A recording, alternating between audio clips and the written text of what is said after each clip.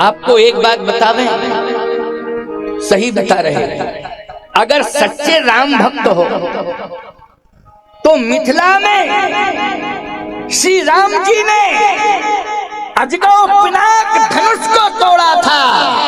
लेकिन आज मैं इस मंच से कहना चाहता हूं कि तुम देश के नौजवानों हर विवाह में दहेज की परंपरा को तोड़ दो। ये दहेज मांगने वाली परंपरा को तोड़ देना चाहिए। दहेज प्रसन्नता से मिल जाए, स्वेच्छा से मिल जाए, वो अवश्य लेना चाहिए, लेकिन मांग करके, डिमांड करके कभी दहेज नहीं लेना चाहिए। क्योंकि दहेज को मांगना अपने मुंह से, ईमानदारी के साथ बताना, ये पाप करना है। बोलो, है पाप करना कि नहीं? कि हम अपने बड़े बेटे का 10 लाख लेंगे क्योंकि वो बहुत अच्छी नौकरी पा गया है, इसलिए हम उसका 10 लाख लेंगे।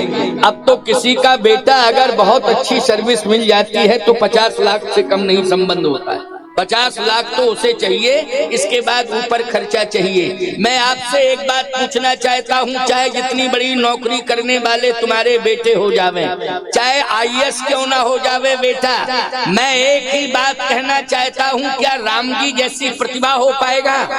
बोलो, राम जी तो पूरे ब्रह्मांड के नायक हैं, अखिल ब्रह्मांड नायक हैं, ब्रह्मांड आदिपति हैं। बोलो, उनसे बड़ा कोई हो सकता है क्या?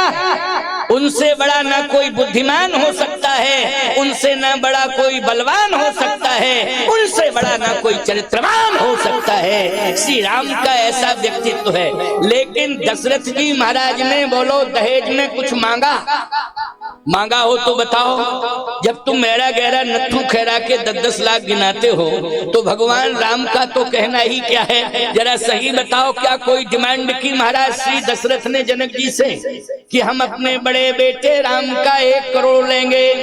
अच्छा, लक्ष्मण का कोई बात नहीं है, 80 लाख दे देना। चलो, भरत सीधा साधा है, उसका 60 लाख दे देना, क्योंकि सीधे साधे को आजकल कहते नहीं बहुत ही सीधा है, तो भरत वास्तव में सीधा है, लेकिन भरत का वजन और व्यक्तित्व तो बहुत बड़ा है। चलो, 60 लाख दे देना। और शत्रुघ्न सबसे छोटा है, इसलिए कोई बात नहीं है, उसका 50 लाख दे देना। लेकिन क्या मांगा? और चाहते तो जनक जी महाराज सब कुछ दे सकते थे। वो दहेज दियो बहु भांति, ऐसा दहेज दिया है महाराज श्री जनक ने, आज तक कोई दे नहीं पाया। लेकिन दशरथ जी ने मांगा नहीं है, बिना मांगे ही जनक जी ने दिया है। इसलिए दहेज देना पाप नहीं है, लेकिन दहेज मांगना पाप है। दहेज देना खूब चाहिए, वो सगुन का प्रतीक माना जाता है दहेज, लेकिन दहेज को मांगना नहीं चाहिए।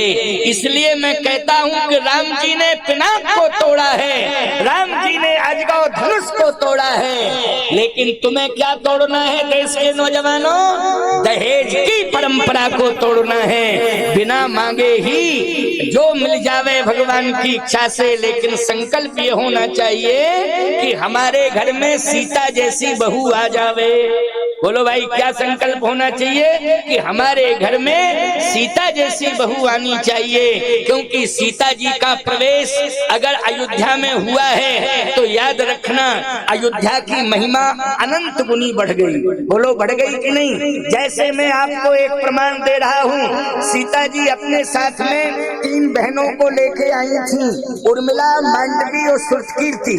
अगर सीता जी राम जी को संभालने के लिए वन में जा रही है, राक्षसों को मारने के लिए, तो अयोध्या के राजमहलों को, राज्य को संभालने में उर्मिला, मांडवी और सुरकीर्ति का बहुत बड़ा योगदान रहा।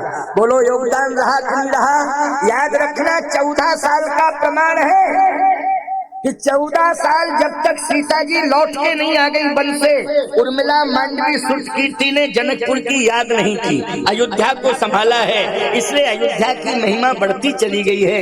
विपत्ति काल में जो परिवार को, कुल को संभाले, उसी को सीता कहते हैं, उसी को उर्मिला कहते हैं, उसी को मांडवी कहते हैं, उसी को सुरकीर्ति कहते हैं, जो विपत्ति काल में संभाले। इसलिए ऐसी बहू लाना है घर में कि कोई विपत्ति आ जाए तो संभाल ले घर को। बोलो भाई, ऐसी बहू मत लाना कि बहू आने से ही विपत्ति आ जाए, वो घर भर चला जाए। बोलो भाई, ऐसी बहू को नहीं लाना है। और सही बताना, दहेज का यही विस्फोट होता है कि नहीं होता है? दहेज का यही विस्फोट होता है कि एक दिन अच्छे अच्छे खानदानियों को जेल की सलाखों के अंदर जाना पड़ता है। बोलो, जाना पड़ता है कि नहीं? पूरी प्रतिष्ठा सड़कों पर नीलाम हो जाती है, सिर ऊंचा करके नहीं चल पाओगे, याद रखना। ऐसी कंडीशन हो जाती हैं। और आपको मालूम होना चाहिए, बड़े बड़े रईसों के यहाँ, उद्योगपतियों के यहाँ तलाकें हो रही हैं।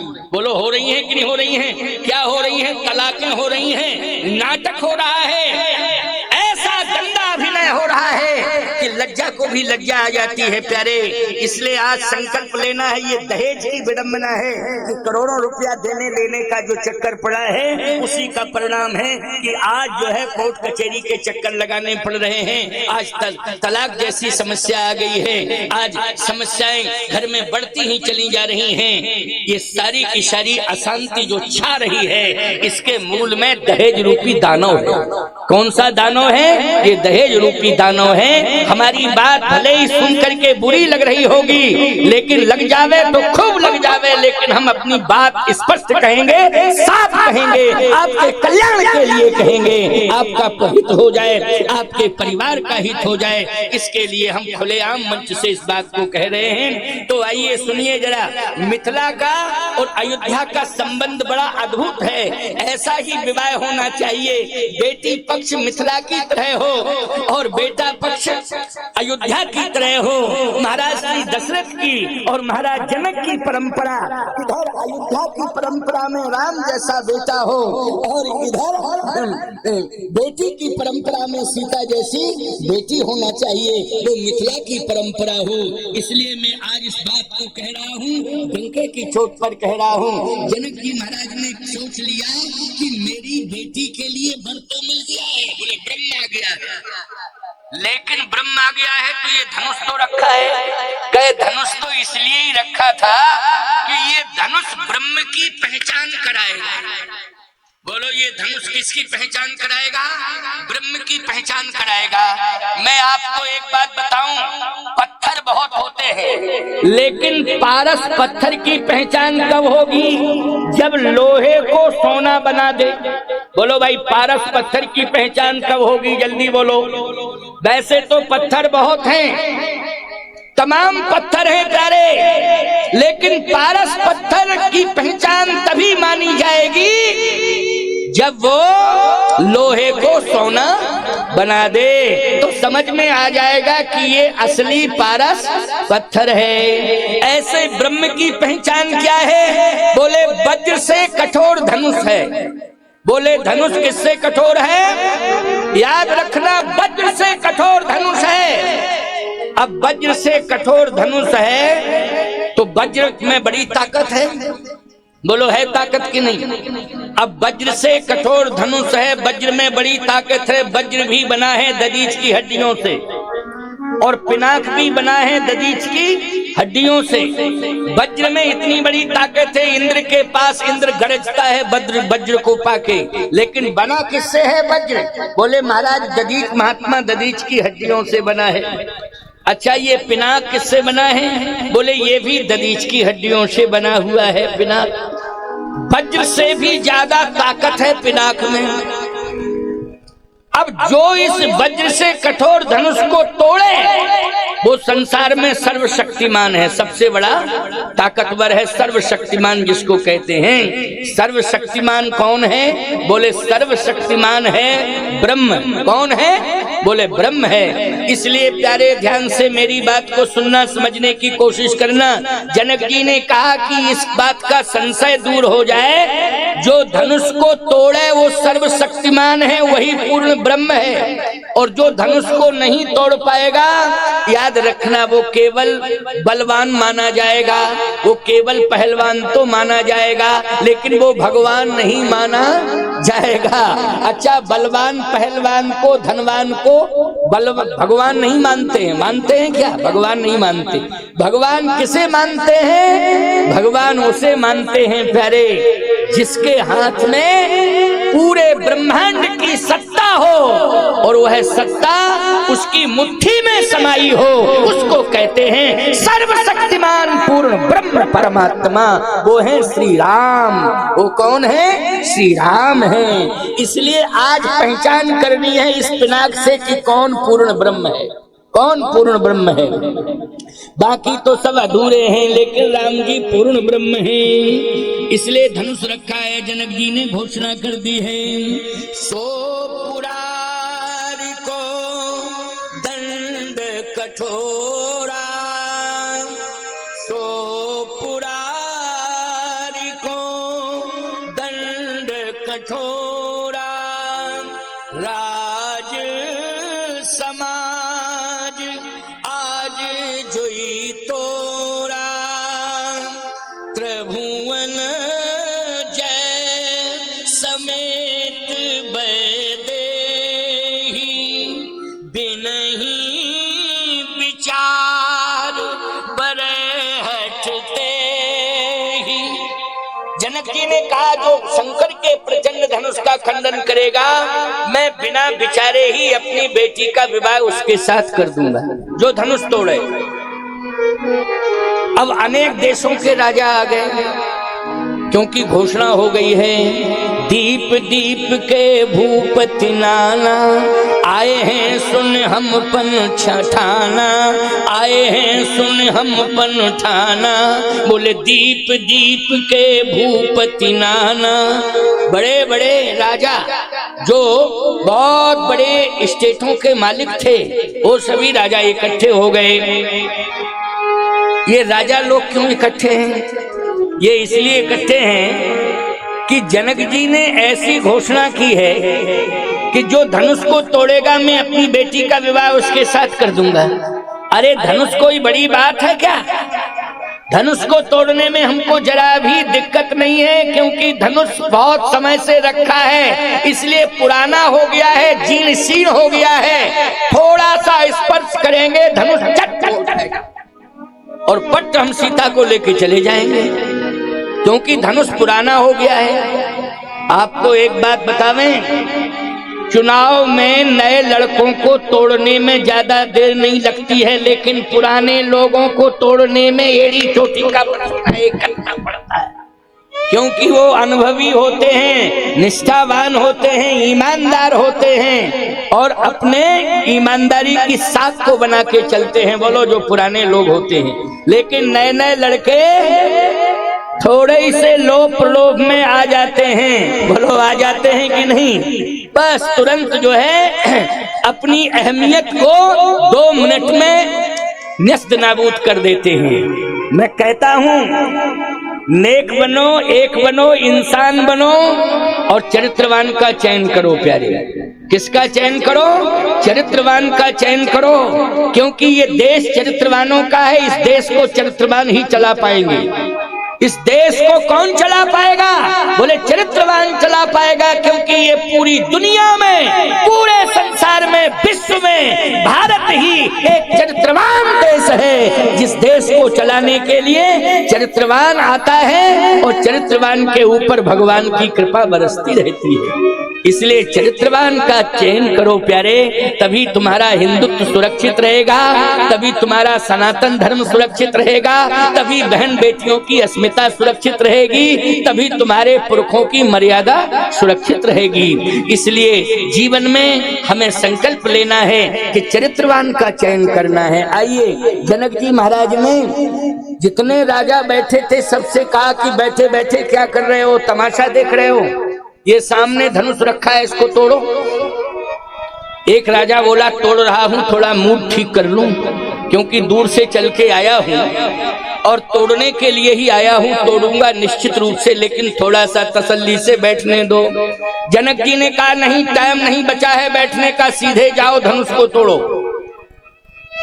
जैसे ही वो राजा उठा, बगल वाले राजा ने हाथ पकड़ लिया, कहा रुको, अभी इज्जत का सवाल है, तुम मत जाओ, क्योंकि तुम्हारे भाग्य में विवाह नहीं है, सीता के साथ विवाह तुम्हारे भाग्य में नहीं है, भाग्य में तो मेरे है, इसलिए मत जाओ, मेरा समर्थन कर दो, सपोर्ट कर दो कि तुम चले जाओ और तोड़ाओ, जाओ।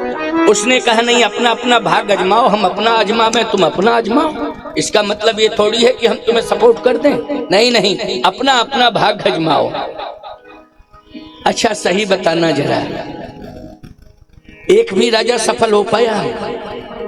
नहीं हो पाया ना। यानी 10,000 राजा एक साथ विफल हुए हैं, बहुत बड़ी संख्या है 10,000 राजा। क्या राजा 10,000 आए थे? नहीं नहीं, 10,000 से ज्यादा थे संख्या में। रामायण पढ़ो ठीक से, स्पष्ट लिखा हुआ है, जिनके कछु विचार मन माही, चाप समीप महीप न जाही। जो चरित्रवान राजा थे, विचारवान राजा थे, वो धनुष के पास नहीं जा रहे हैं। क्यों नहीं जा रहे हैं? इसलिए वो कहते हैं कि धनुष तो राम जी तोड़ेंगे। कौन तोड़ेंगे? बोले राम जी तोड़ेंगे। राम जी के अलावा कोई धनुष नहीं तोड़ सकता। क्यों? बोले वज्र से कठोर धनुष है और ये पूर्ण परमात्मा आया हुआ है, इसलिए इस पूर्ण परमात्मा जिसमें ब्रह्मांड को उठाने की और धारण करने की ताकत है, वही धनुष को तोड़ेगा और कोई दूसरा नहीं तोड़ सकता है। इसलिए जिनके कछु विचार मन माही, चाप समीप महीप न जाही। और जो राजा जा रहा था उससे हाथ जोड़ के कहता है, आगे खड़े होकर के, राजा रुको भैया रुको। क्यों? कहाँ जा रहे हो? कहे धनुष को तोड़ने के लिए। मत जाओ, मत जाओ। क्यों? धनुष को मत देखो। अगर अपने दुर्भाग्य को सौभाग्य में बदलना चाहते हो तो प्रभु राम को देखो। किसको देखो? प्रभु राम को देखो। जगत पिता रघुपति बिचारी, ओ भरी लोचन छवि ले हो निहारी। उस राजा ने कहा, अगर तुम्हें देखना है तो धनुष को देखने से कल्याण नहीं होगा, बल्कि श्री राम का दर्शन करो, इनको देखने से कल्याण हो जाएगा। इसलिए राम का दर्शन करो। जगत पिता रघुपति बिचारी, ओ भरी लोचन छवि ले हो निहारी। दर्शन करो, दर्शन करो। अच्छा एक बात बताओ, तुम्हारी आंखें भगवान के दर्शन के लिए बनी है कि नहीं बनी है? किसके लिए? भगवान के दर्शन के लिए। तुम्हारी आंखें संतों के दर्शन के लिए बनी हैं, तुम्हारी आंखें सरजू मैया के दर्शन के लिए बनी हैं, तुम्हारी आंखें गंगा मैया के दर्शन के लिए बनी हैं, तुम्हारी आंखें पृथ्वी मैया के दर्शन के लिए बनी हैं, तुम्हारी आंखें गैया मैया के दर्शन के लिए बनी हैं। बोलो बनी है कि नहीं? तुम्हारी आंखें माता पिता के दर्शन के लिए बनी हैं। इसलिए पवित्र संबंध जोड़ो इन आंखों से, उसी को देखो जिससे तुम पवित्र संबंध जोड़ सकते हो। ये आंखें पवित्रता के लिए हैं, ये आंखें भगवान के दर्शन के लिए हैं। जगत पिता रघुपति बिचारी, भरी लोचन छवि ले हो निहारी। भगवान का दर्शन करो, दर्शन करो, दर्शन करो भगवान का। उस राजा ने कहा, हट जा तू मेरी आंखों के सामने से, अभिमानी था। उसने कहा कि हम धनुष देख रहे हैं, हम किसी को नहीं देख रहे हैं। अच्छा बोलो भाई, धनुष भी अहंकार का प्रतीक है, क्योंकि अहंकार शिव बुद्ध अज मनस चित्त महान।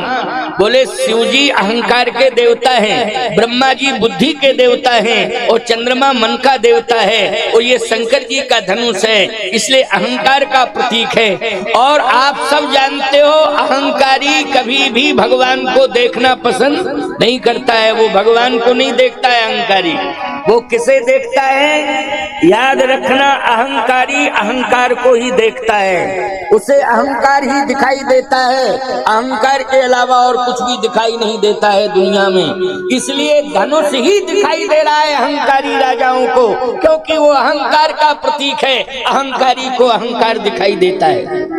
अब विचारवान श्रोताओं विचार करना, उस राजा ने कहा कि जगत माता जानकी हैं, जगत पिता प्रभु राम हैं, दोनों के दर्शन से कल्याण है। अहंकारी राजा ने कहा हट जा मेरी आंखों के सामने, तू कर ले जगत पिता का और जगत माता का दर्शन, मैं तो धनुष के पास जाऊंगा और धनुष को उठाऊंगा और तोड़ूंगा और सीता के साथ नाता जोड़ूंगा और ले जाऊंगा।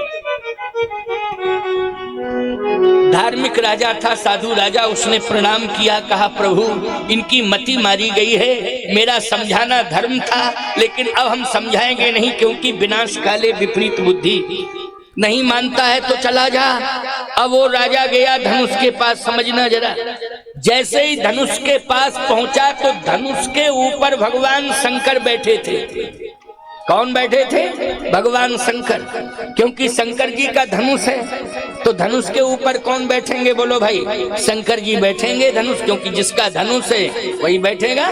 तो शिव जी बैठे हुए थे और शिव जी में पावर बहुत है, क्योंकि तीसरा नेत्र इसमें करंट है। बोलो है पावर कि नहीं तीसरे नेत्र में? अच्छा, बिजली का तार अगर तुम छू लोगे जिसमें करंट होगा तो वो जला देता है कि नहीं जला देता है? जल्दी बोलो, जला देता है। ऐसे ही बिजली का तार किसी से जुड़ जावे, अगर आप उसे भी पकड़ लोगे तो आप में करंट आ जाता है। बोलो भाई, बिजली का तार यदि किसी खंभे से जुड़ जावे, लोहे के खंभे से, तो बोलो उसमें भी क्या आ जाता है? बोले करंट आ जाता है। ऐसे ही शंकर जी के पास तीसरा नेत्र है, इस नेत्र में ये ताकत है कि अगर तीसरा नेत्र खुल गया तो भस्म कर देता है जला के, इसमें अग्नि का वास है। इसलिए शिवजी धनुष के ऊपर बैठे हुए हैं। जैसे ही ये राजा धनुष के पास पहुंचा, इसने छूने की कोशिश की तो ऐसा करंट लगा, धक्का के एकदम बैक हो गया। और मन ही मन कहता है कि प्राण बचे तो लाखों पाए, बहुत बढ़िया, प्राण ही बच गए यही बहुत है। इसमें तो करंट था और ये बड़ा खतरनाक है, बहुत ही ज्यादा खतरनाक है। इसमें करंट है, छू लो बस प्राण निकल जाए। बच गए, वो तो एक झटका भर लगा, बच गए, बहुत बढ़िया, हमारा भाग्य था, बच गए। अब लौट रहा था, सामने वाला राजा जा रहा था, उसने ये नहीं कहा कि तुम मत जाओ खतरा है, वो यही सोच रहा है कि हम तो बच गए हैं, अब ये बगल वाला मर जावे, ये ना बचे, ये मर ही जावे। अच्छा बोलो, आजकल यही भावना है कि नहीं?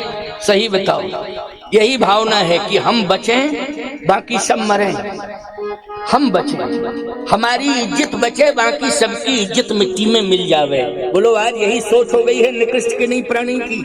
याद रखना हिंदुओं, अगर ये तुम्हारी आपस में निकृष्ट सोच बनी रही तो निश्चित रूप से तुम बहुत बड़ा धोखा खा जाओगे। इसलिए मैं कहता हूं कि ईर्ष्या को दूर करो और एक हो जाओ, एक दूसरे का साथ दो, एक दूसरे के काम आना, अपने जीवन का संकल्प बना लो कि हम एक दूसरे के काम आएंगे, हम एक दूसरे का हित करेंगे, हम निश्चित रूप से एक दूसरे के साथ चलेंगे, हम एक दूसरे की इज्जत को रखने का संकल्प लेते हैं, इज्जत का ध्यान रखेंगे, किसी की इज्जत खराब ना होने पावे, किसी का सम्मान ना जाने पावे, सबके सम्मान के साथ जुड़ो, सबकी इज्जत के साथ जुड़ो, सबकी प्रतिष्ठा के साथ जुड़ो। ये राम कथा का मंच तुम्हें यही प्रेरणा दे रहा है, यही प्रेरणा दे रहा है। याद रखना, हमारा ग्रंथ इतना उदार है, आचार संहिता है कि कोई भी अगर रामायण के अनुसार चल जाए तो उसके हृदय में परिवर्तन आ जाएगा,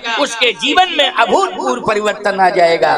तो आज मैं इस बात की घोषणा कर रहा हूं कि वो राजा जिससे धनुष नहीं हिला, छूने के लिए जैसे ही पहुंचा पकड़ने के लिए, वैसे ही करंट लग गया, पीछे पहुंचा, हिल गया शरीर, बच गया, मैं बच गया, ऐसा कहता हुआ वापस आ रहा है। अब दूसरा राजा जा रहा है, वो ये सोच रहा है कि हम बच गए, ये मर जावे, हम तो बच ही गए, लेकिन ये ना बचे, ये मर जावे। अब दूसरा वाला राजा गया तो उसके साथ भी वही हाल हुआ, एकदम धक्का लगा और पीछे हो गया वो। उसने कहा इसमें तो बहुत बड़ा पावर है। तीसरा राजा जा रहा था, उसने भी सोचा दूसरे राजा ने कि हम तो बच ही गए हैं, लेकिन ये ना बचे। इस तरह से एक दूसरे के प्रति सद्भाव नहीं है, एक दूसरे के प्रति सौहार्द नहीं है, एक दूसरे के प्रति हमदर्दी का भाव नहीं है प्यारे। यही एक विडंबना है, और जब तक ये विचारधारा बनी रहेगी विफल ही विफल रहोगे, सफल नहीं हो पाओगे। इसलिए सफल कौन होता है? जिसके अंदर दूसरों का हित करने की भावना हो। बोलो भाई, दूसरों का हित करने की भावना हो, वही सफल होता है, वही सफल होता है प्यारे।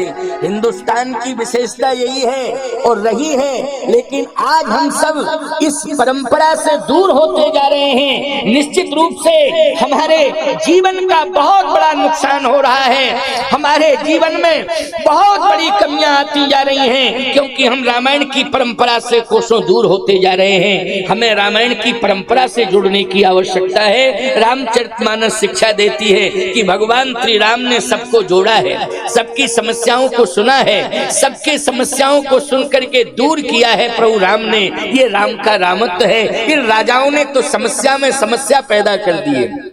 अब जब एक एक करके सभी राजा गए, वो विफल हो गए, सफल कोई नहीं हुआ, विफल होते गए।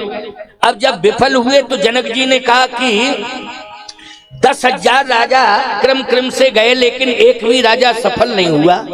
अब तो लगता है कि ये धनुष तोड़ नहीं पाएंगे। जनक जी ने कहा तो अब तुम लोग क्यों बैठे हो, अपने अपने घर जाओ, अपने अपने घर जाओ, यहाँ बैठने की अब कोई आवश्यकता नहीं है। क्योंकि तजहु आस, तजहु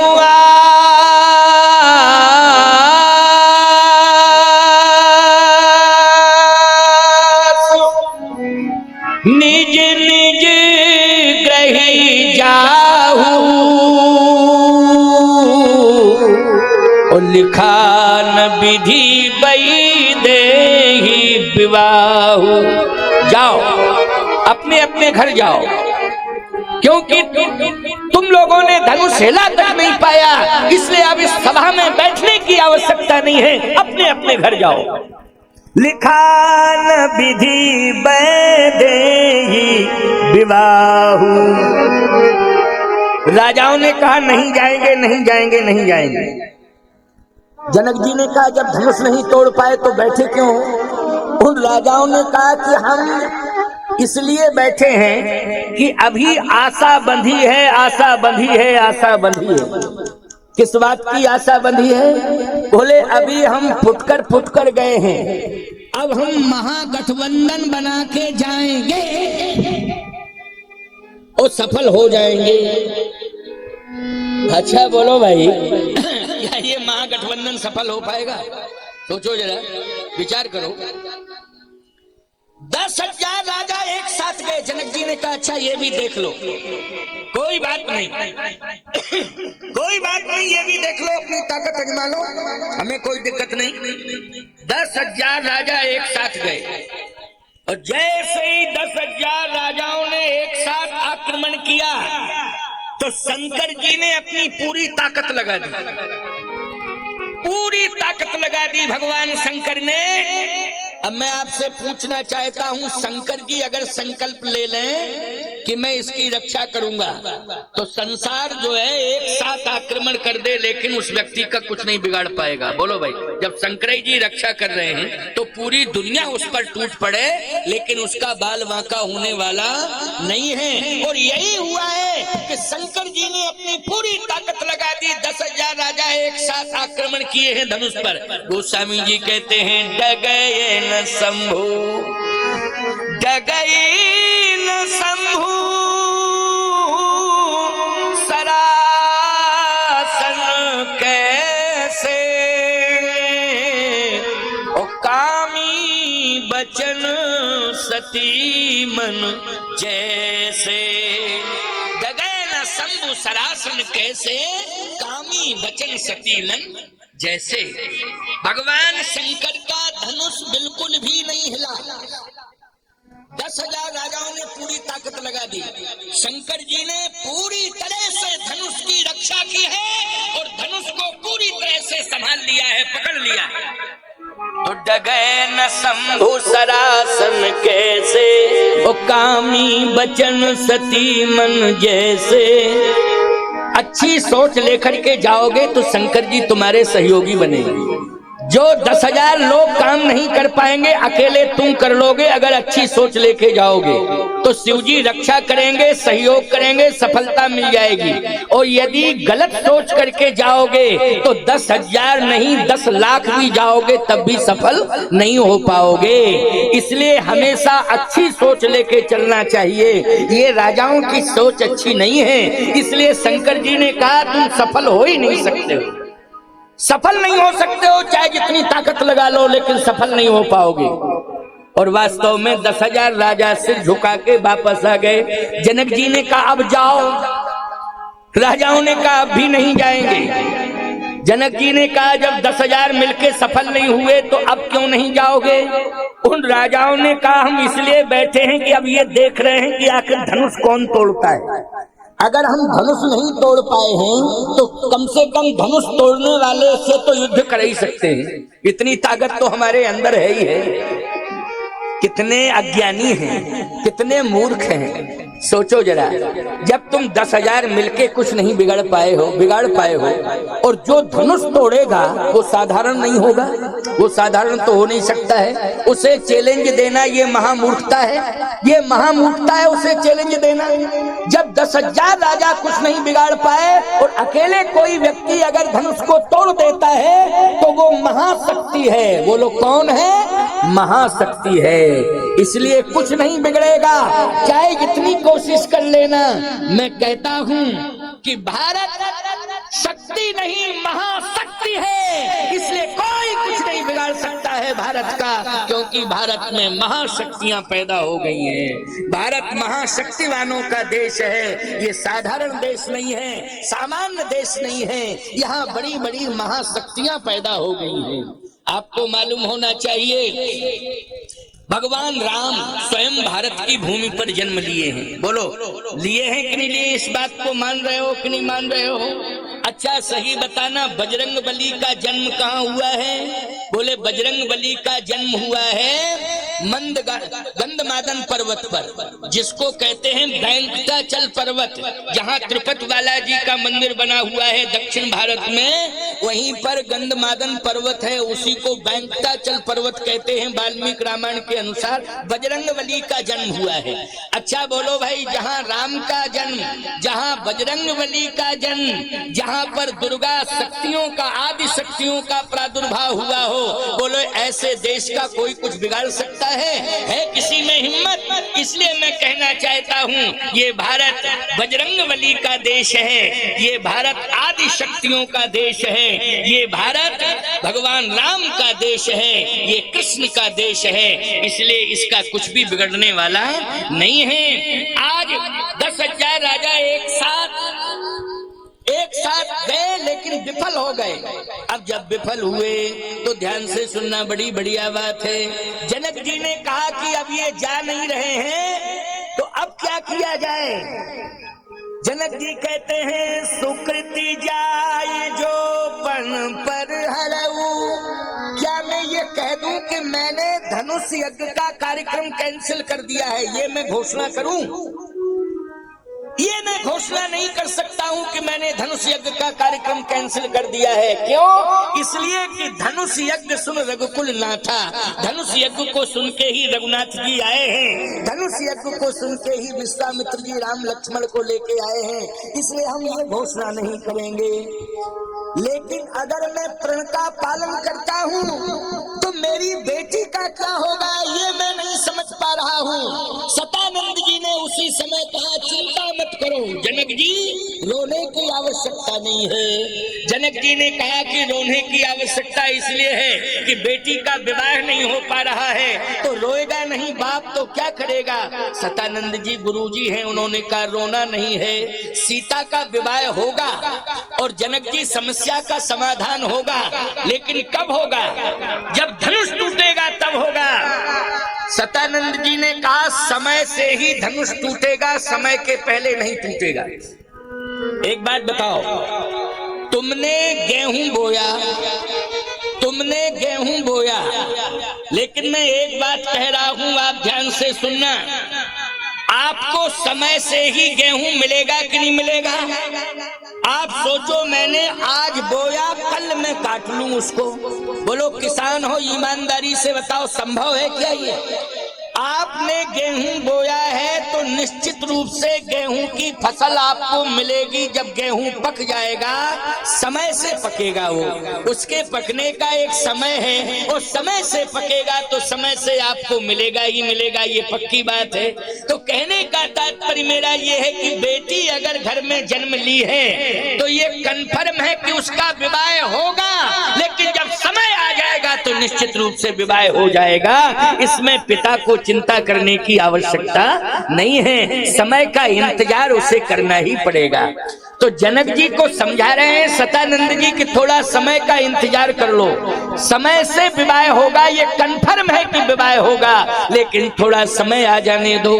कहे धनुष टूटेगा तब विवाह होगा, कहा धनुष के टूटने वाला भी समय आएगा तो धनुष टूट जाएगा, क्योंकि धनुष के टूटने का भी समय अभी नहीं आया है, इसलिए धनुष नहीं टूटा है। तो जनक जी ने कहा हम यही नहीं समझ पा रहे हैं कि इसका समय कब आएगा धनुष टूटने का। सतानंद जी ने कहा इसके बारे में विश्वामित्र जी जानते हैं, और विश्वामित्र जी बैठे हैं, उन्हें मालूम है कि समय धनुष टूटने वाला आएगा तो समय से धनुष टूट जाएगा। तो धनुष तोड़ने वाला तो उठ ही नहीं रहा है। सतानंद जी ने कहा जनक जब धनुष के टूटने का समय आ जाएगा तो तोड़ने वाला अपने आप उठ के धनुष के पास पहुंच जाएगा, तुम्हें चिंता करने की जरूरत नहीं है। बस थोड़ी ही देर में समय आ गया। विश्वामित्र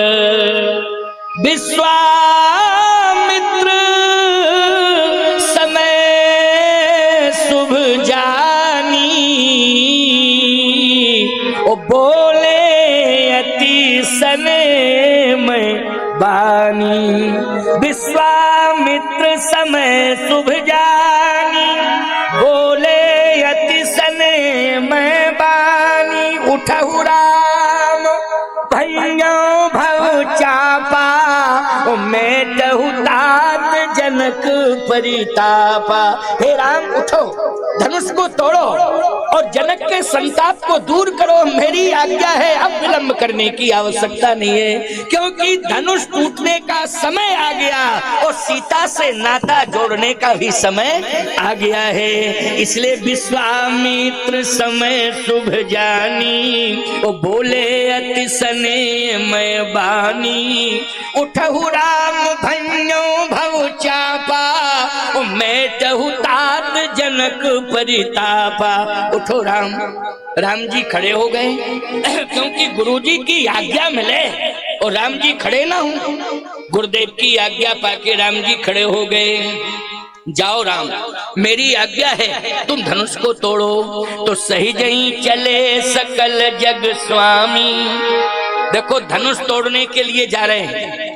10,000 राजा जिसे हिला नहीं पाए, भगवान एक सेकंड नहीं लगेगा उसे तोड़ देंगे। अच्छा, धनुष तोड़ने के लिए भगवान जा रहे हैं, लेकिन विचारवान श्रोताओं विचार करना, सहज भाव से जा रहे हैं। बोलो जा रहे हैं कि नहीं जा रहे हैं?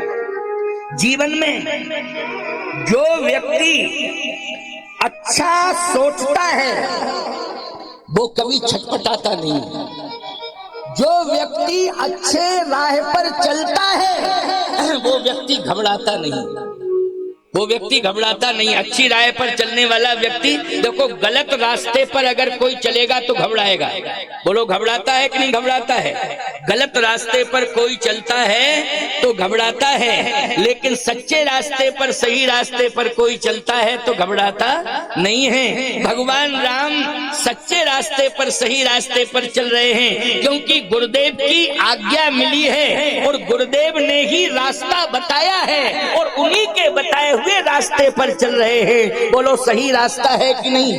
राम जी को उठाया है और चलाया है और धनुष के पास भेजने के लिए इशारा किया है। बोलो किसने किया है? बोले गुरुदेव ने किया है। इसलिए गुरुदेव इशारा करें कि इस रास्ते से जाओ, वो काम करके आओ, तो ईमानदारी से बताओ रास्ता भी सफल है और कार्य भी सफल है, क्योंकि गुरुदेव की आज्ञा मिल गई है। इसलिए गुरुदेव की आज्ञा पाके राम जी जा रहे हैं। बोले सही जई चले सकल जग स्वामी, मनहु मतवर कुंजर गामी। जैसे हाथी चलता है वैसे ही चल रहे हैं। अच्छा, हाथी की चाल की विशेषता होती है क्या? हाथी किसी गांव में आ जाए तो पहली बात तो यह है कि घर घर से लोग निकल के आ जाते हैं और कहते हैं हमारे यहाँ गणेश जी आ गए हैं। अच्छा, कुछ लोग तो आरती उतारने लगते हैं। क्यों? हाथी गांव में आता है तो कुछ लोग जो है आरती उतारने लगते हैं कि नहीं? लेकिन आपने देखा होगा कि हाथी की आरती हर दरवाजे पर उतरती है, लेकिन गांव के कुत्ते इकट्ठे होके हाथी के पीछे भौंकते रहते हैं। क्यों? पूरे गांव के कुत्ते इकट्ठे हो जाते हैं और हाथी के पीछे भौंकना शुरू करते हैं, लेकिन उन कुत्तों को ये मालूम नहीं है, बड़े बदतमीज कुत्ते हैं, उन्हें ये मालूम नहीं है कि जिस मालिक के यहाँ हमें रोटी मिल रही है, वो मालिक जिसका सम्मान कर रहा है, कम से कम हम उसी दरवाजे का टुकड़ा खाते हैं, हमें भी सम्मान करना चाहिए। लेकिन वो कुत्ते भौंकते हैं।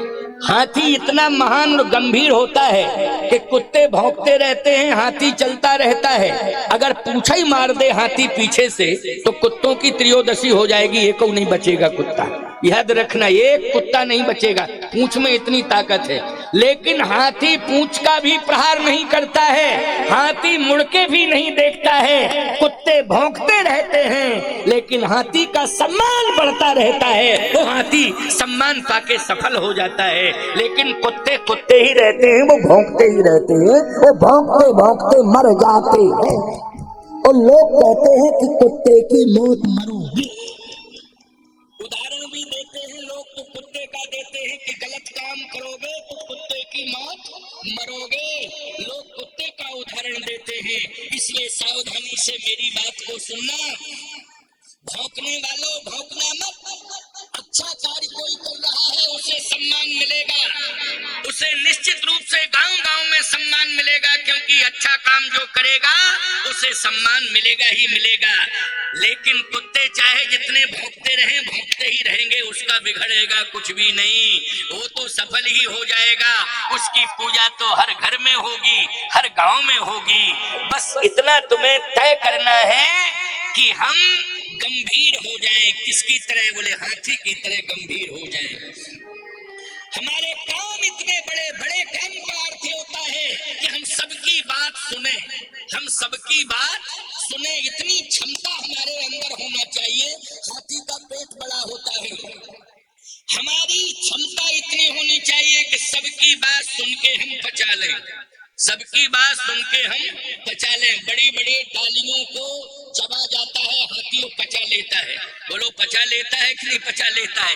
ये हाथी में क्षमता है। ना बरगद बचे हैं ना पीपल बचे हैं, हाथी पचा गए। बोलो पचा गए कि नहीं? तो पचाने की क्षमता, इतने बड़े कान होना चाहिए कि सबकी बात हम सुन सकें और सबकी बात को हम पचा लें। सम्मान तुम्हारा बढ़ता ही रहेगा। कच्चा कान का नहीं होना चाहिए कि हमने सुना और तुरंत एक्शन ले लिया, बात झूठी थी लेकिन हमने लड़ाई करना शुरू कर दिया।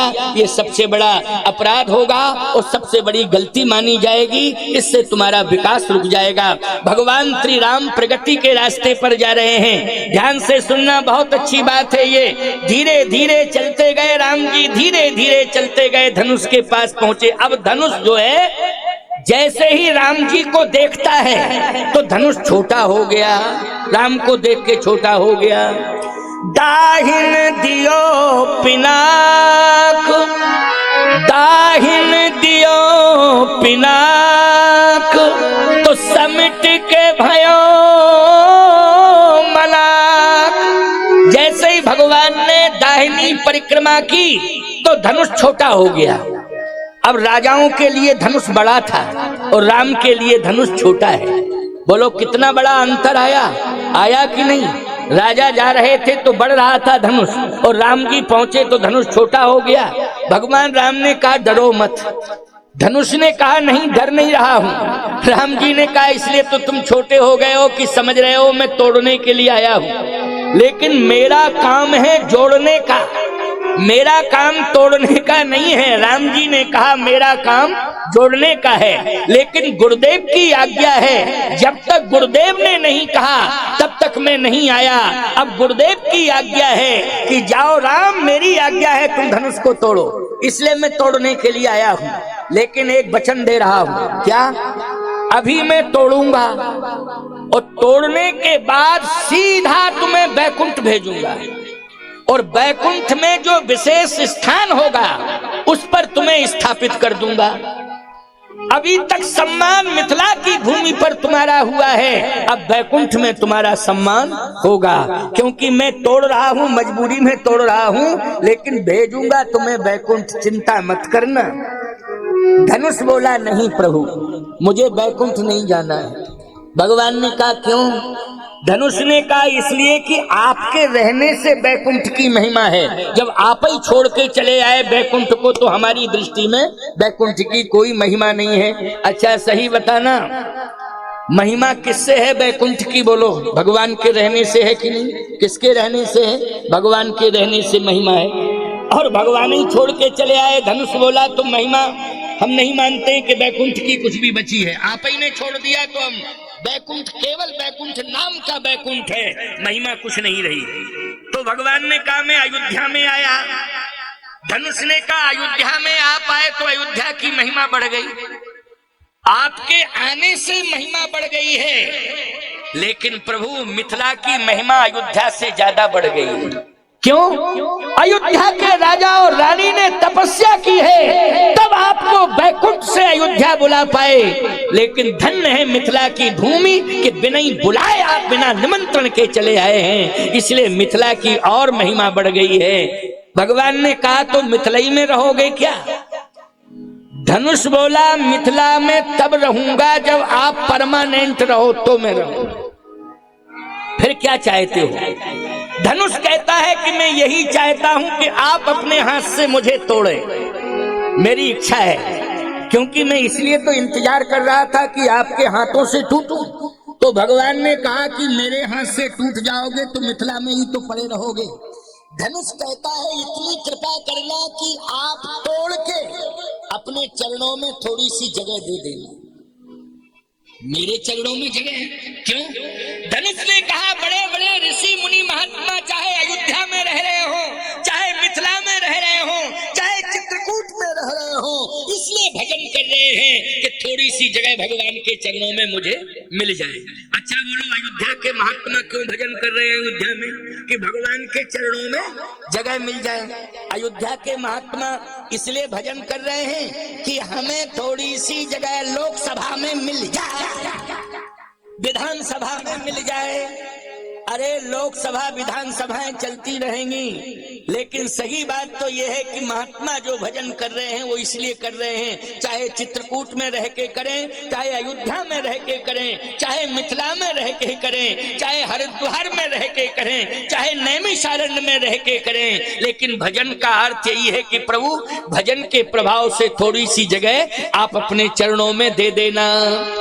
धनुष ने कहा यदि मैंने मिथिला में रह करके कुछ साधना की हो तो उसका फल मुझे यही मिले कि आपके चरणों में जगह मिल जाए। पद राजीवो बरन नहीं जाही, पद राजीवो बरन नहीं जाही, पद राजीवो बरन नहीं जाही।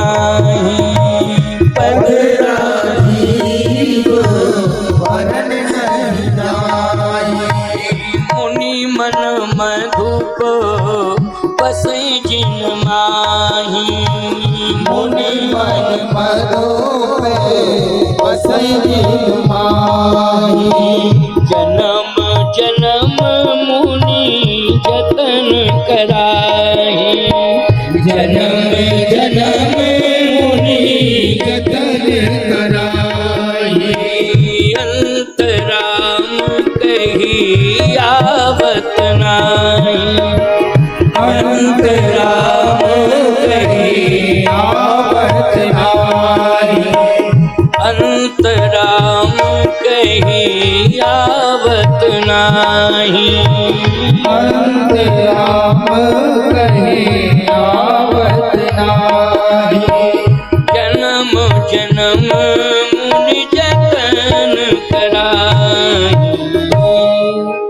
बड़े बड़े अमलात्मा बिमलात्मा हंस परमहंस अनंत वर्षों तक तपस्या करते हैं, लेकिन आपका दर्शन नहीं होता है। प्रभु आप आ गए और मुझे दर्शन मिल रहा है। बोलो मिल रहा है दर्शन कि नहीं? सामने खड़े हैं आप, स्वयं चल के मेरे पास आए हैं और आपको गुरुदेव ने भेजा है। यानी मेरे ऊपर दोनों की कृपा है, संत की कृपा और भगवंत की कृपा। बोलो दोनों की कृपा हो गई कि नहीं? यानी संत कृपा, भगवंत कृपा, गुरुदेव ने, महात्मा ने भेजा है, विश्वामित्र जी महाराज ने भेजा है। तो संत की कृपा और आप स्वयं आ गए, भगवंत की कृपा है। इसलिए मैं कितना भाग्यवान हूं, कितना भाग्यशाली हूं। लेकिन थोड़ी सी कृपा कर दो, तोड़ के चरणों में जगह दे दो। अगर आप जीवन भर मिथिला में रहें तब तो ठीक है कि तोड़ के मिथिला की भूमि पर डाल देना, हम पड़े रहेंगे। लेकिन आप मिथिला में रहेंगे नहीं, मिथिला में से जाएंगे और हमारी जानकी जी को भी ले जाएंगे। क्योंकि मैं टूटूंगा तो 101% कंफर्म हो गया कि नहीं हो गया? बोलो भाई, मैं पक्की बात है, मैं टूटूंगा टूटूंगा टूटूंगा। और आप ही के कारण नहीं टूटा अभी तक, इसलिए अब कंफर्म है कि आपके हाथ से मुझे टूटना ही है। और मेरा टूटना बड़ा सौभाग्य का विषय है। इसलिए सौभाग्य का विषय है कि मुझे गर्व के साथ कहना पड़ रहा है कि मैं उठा भी हूं तो राम के हाथों से उठा हूं, और खींचा भी है मुझे तो राम के हाथों ने खींचा है। और टूटा हूं तो राम के हाथों से टूटा हूं, और गिरा हूं तो राम के चरणों में गिरा हूं। मुझसे बड़ा सौभाग्य दुनिया में किसका हो सकता है? धनुष ने कहा मुझसे बड़ा सौभाग्य तो दुनिया में किसी का नहीं होगा। लेकिन प्रभु आप रहेंगे नहीं और जानकी जी को लेके भी चले जाएंगे, तो मेरी इच्छा यह है कि जब मेरे टूट के 2 भाग हो जाएं तो आधा भाग आप अपने चरणों में जगह दे करके मुझे स्थान देना, और आधा भाग मेरा धनुष कहता है, आधा भाग श्री जानकी किशोरी के चरणों में रहेगा। इसलिए सीताराम दोनों के चरणों में रहने का सौभाग्य मुझे सदा मिलेगा। जहां जहां सीताराम के चरण जाएंगे हम उन्हीं चरणों में रहेंगे, मुझे नित्य दर्शन करने का अवसर प्राप्त होगा। इसलिए प्रभु मेरी प्रार्थना स्वीकार कर लो। भगवान ने कहा एव मस्तु ऐसा ही होगा।